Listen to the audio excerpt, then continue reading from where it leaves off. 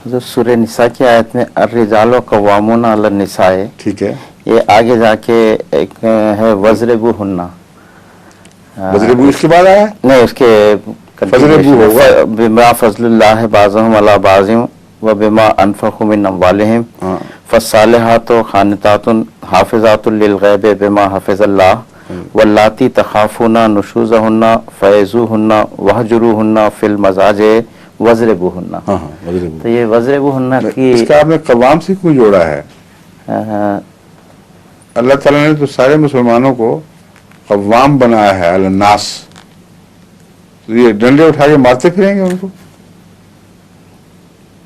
कुरान करीम ने कवाम और शुहदा बनाया है उम्मत मोहम्मदिया को सब पर।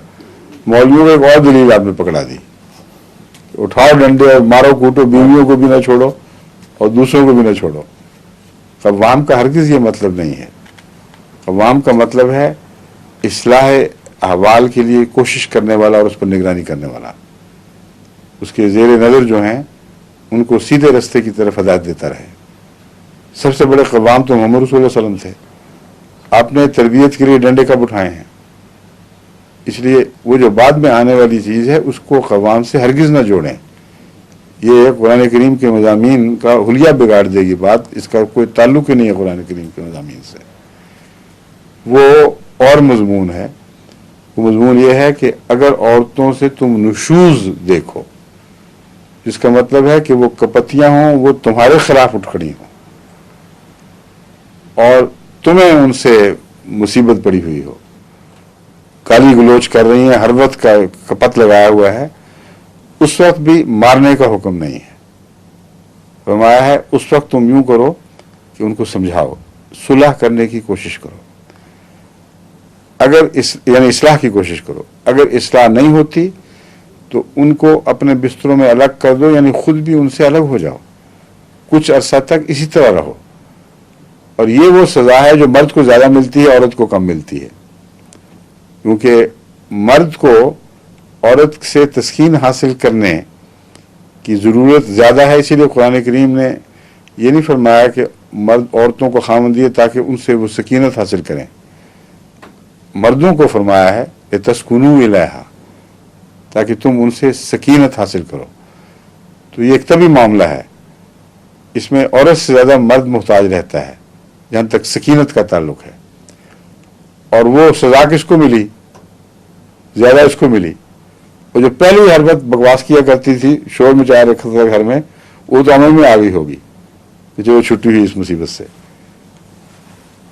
फिर इसके बावजूद, इस अलहदगी के बावजूद तुम भी ठंडे हो चुके हो, तुम्हारा मिजाज भी दुरुस्त हो गया है। वो औरत भी देख चुकी है कि ये ठीक तरीक नहीं है। अगर फिर भी वो बाज ना आए, फिर मारने की इजाज़त है।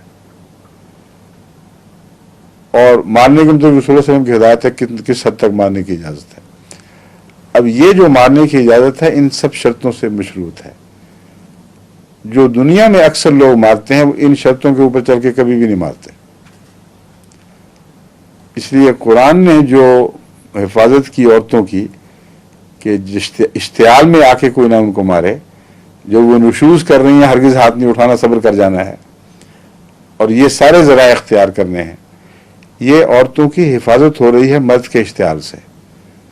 वरना मर्द का इश्तियाल इस आयत का मोहताज नहीं है मारने के लिए। जितने मारने के वाक़यात मगरबी सोसाइटी में होते हैं उसका उश्र अशीर भी और मुसलमानों की सोसाइटी में नहीं, और जहाँ तक अहमदियों का ताल्लुक है सवा हिस्सा भी नहीं। अब सारी सोसाइटी के जायजा लेके देख लें, शाज़ के तौर पर यह वाक़या होता है, जहाँ होता है वो फ़ौरन हमारे इल्म में भी आ जाता है, क्योंकि औरतों को पता है हमारा कोई वाली वारिस है, हमारी हिमायत करने वाला मौजूद है। जिनका वाली वारिस कोई ना हो, वहाँ जिस किस्म के संगीन वाक़यात औरतों पर मार कुटाई और ज़बरदस्ती के होते हैं, वो कुरान से इजाज़त ले रहे हैं लोग या बाइबल से ले रहे हैं? कुरान ने पाबंदी लगाई है असल में, वरना मारना एक तभी अमर है। ताकतवर जब गुस्से में आता है तो हाथ उठा बैठता है, ये उसको नरम करने के वाक़यात हैं, ये की तालीमात हैं।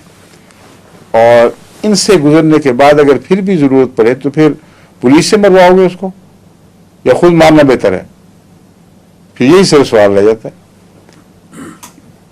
या फिर तलाक है, तलाक का भी हक है, औरत को भी हक है, फिर मार की कोई जरूरत नहीं पड़ेगी। लेकिन अगर दोनों घर बसाने पर मुसिर हों इन सब बातों के बावजूद, और औरत फिर नशूस से बाज ना आए, बदकलामी और घर में पखंड डालना जिसको कहते हैं, उससे ना रुके, तो फिर इन शर्तों को पूरा करने के बाद इजाजत है। समझे?